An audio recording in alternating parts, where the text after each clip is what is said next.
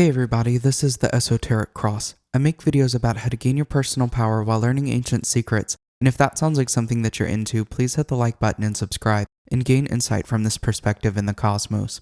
We're going to explore this topic of paradise as it pertains to human consciousness and divinity. The story of the Garden of Eden has been told for centuries as a symbol of paradise and divine creation. In this video, we dive into the biblical story of Adam and Eve, but we're not going to stop there. We'll explore the deeper layers of the meaning within the story, exploring the metaphorical significance of the Garden of Eden as a representation of the human mind, and the impact of knowledge and free will, and also the esoteric teachings within this ancient narrative. We need to talk about exactly what this Garden of Eden is and get a deeper background on this story. The Garden of Eden concept goes back very far, actually before the story within the Bible. It borrows from an ancient Sumerian mythology. There's a story that tells of a divine garden, which is the place of abundance and immortality.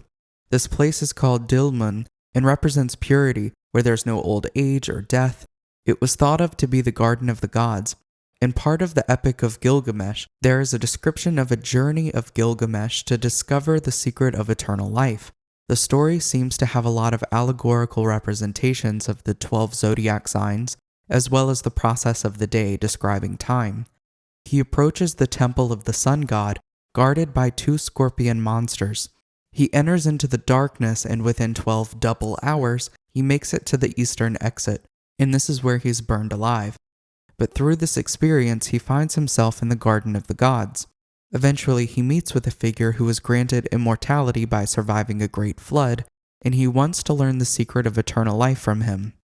He is told to stay awake for 6 days and 7 nights, but it turns out that he can't keep himself awake. This is an important part to remember, as this is to represent being awake and present within life. If we can't do that and stay consistent with it, then how could we possibly overcome the death of the physical body? After this failure, he's told to go to the bottom of the sea, where there exists a plant of life that will restore his youth. What an interesting coincidence that a snake steals this plant from him and sheds its skin. We can see many similarities in these stories, like the relationship between divinity and humans, a snake, deceit, temptation, and of course the idea of immortality. This same idea of the Garden of Eden comes up again and again throughout history. If we take a look at the biblical story, we are looking at the most commonly known version of this Garden of Eden. This story demonstrates God creating Adam and Eve, which were the first humans. There was this harmonious existence within nature and perfect abundance. Adam and Eve were told that they could have anything from this garden, but they were not to eat from this tree of knowledge of good and evil. Eventually, a serpent tempts Eve to eat this forbidden fruit from the tree of knowledge, and then Eve shares this fruit with Adam. They eat it and experience shame for the first time.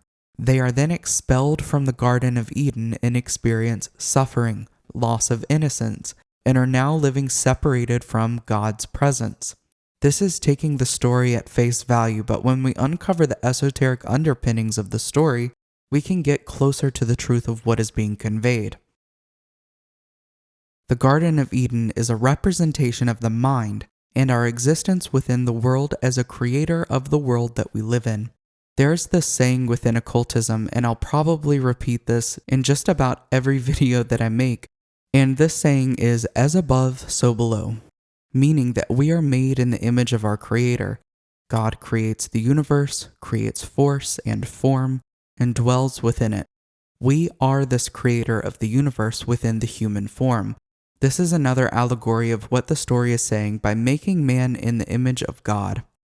Everything in this story is an allegory for God, and also the human mind and experience simultaneously.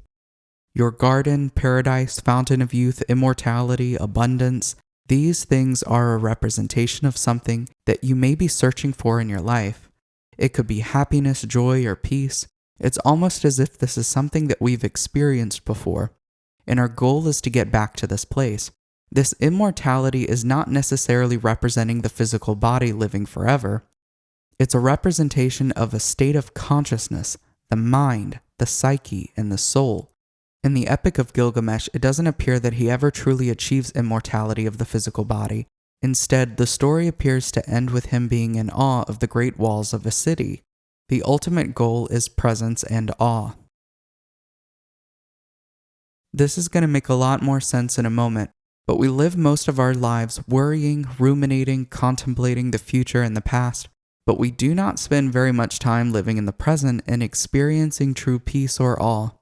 You may have this experience when you see something magnificent for the first time, experiencing intimate moments with your partner, having a moment within nature, doing something mindfully within meditation, or in a flow state. This is a state that seems to be pretty difficult to stay in for long periods of time. This state of presence is associated with unity, oneness, awe, divinity, consciousness, illumination, and enlightenment. I know that enlightenment can be a loaded term within the spiritual community and the occult, but really it's a term to represent the present light of consciousness and awareness. This is the Garden of Eden. Presence is immortality. Presence is not living in the future or in the past. It is eternal, outside of space and time. It is pure oneness and being. This garden is as close to the Creator as possible.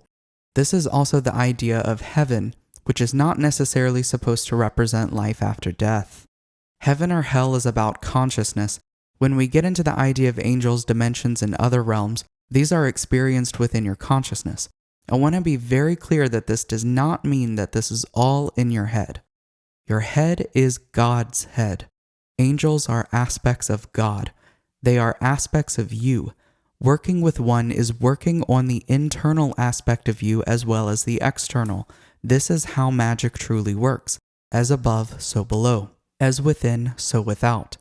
You create your reality based on your state of consciousness, and that means that you are either creating a heaven or a hell for yourself. Being cast out of this Garden of Eden is an allegory for becoming aware and also possibly being overly identified with a mind. So let's get a little bit more into the allegories of this story. The garden is unity and oneness with divinity. It is presence. There is not as much self-awareness as we have not eaten from this metaphorical tree of knowledge. We are a part of this tree of life, which represents a direct connection to the divine. This is eternal life because it is the forever oneness of all.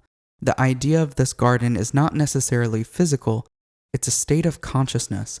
The soul falls from grace into the material existence.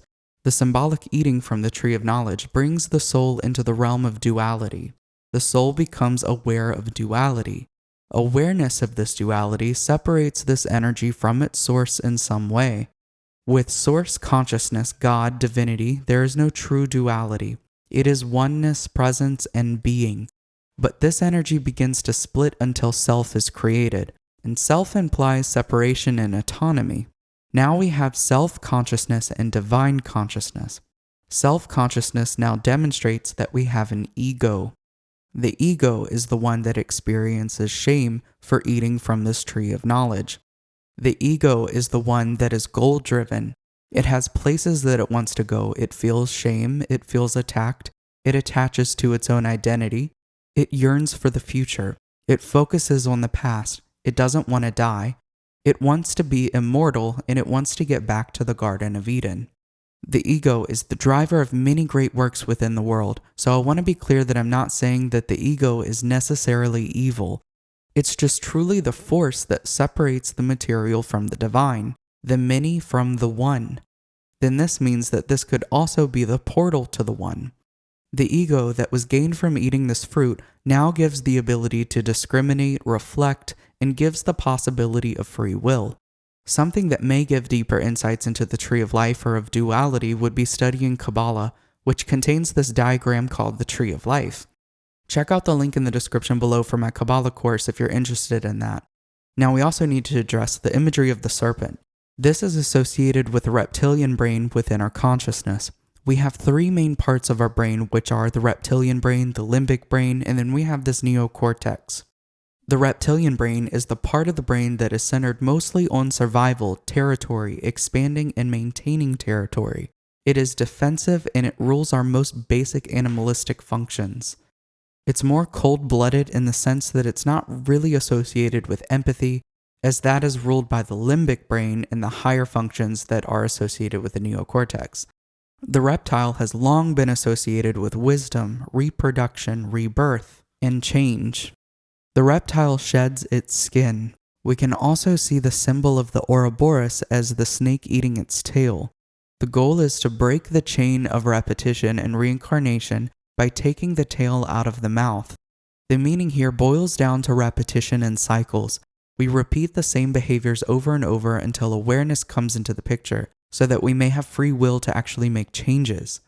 Before eating from the tree of knowledge of good and evil, Adam and Eve are no different from any other animals in the Garden of Eden. They are at one with nature. The reptile tempts Eve into eating this fruit, and suddenly she's aware and feels shame. The reptile is associated with taking us into a new state of awareness. The new state of awareness is what takes us out of our paradise. This might be necessary in order to understand ourselves in divinity. There's no other way for this process to unfold, otherwise it wouldn't have happened this way. Each time we experience a new state of conscious awareness, it expels us from our previous paradise. However, the journey is still upward. The limbic brain is associated with empathy, emotions, relationships, family, belonging, curiosity, and awe. Again, this awe is very significant. The neocortex governs language and complex tasks and also deeper understandings. Using the three parts of the brain from this evolution is very powerful in focusing all three of them on the present moment, creating an experience of heaven on earth, finding awe and wonder within life, and experiencing a deeper connection with the divine. The Garden of Eden represents a time before ego, and could be experienced by the dissolution of the ego. But in this world, the ego is there to help keep us moving forward. And the ego is not the enemy, but it does need to be purified in order to have a deeper connection into divine realms. Now, I have my courses listed in the description below, like the course on Qabalah, and also a course on studying tarot with the Kabbalistic Tree of Life, which is something that most courses in tarot don't offer. There's also a link to where you can book a tarot reading with me, and I'll also have the link to my Patreon if you're interested in some live streams. And I hope there was something new that you were able to take away from this video. If so, please hit the like button, leave a comment, and subscribe for more content. Thank you so much for watching. Until next time.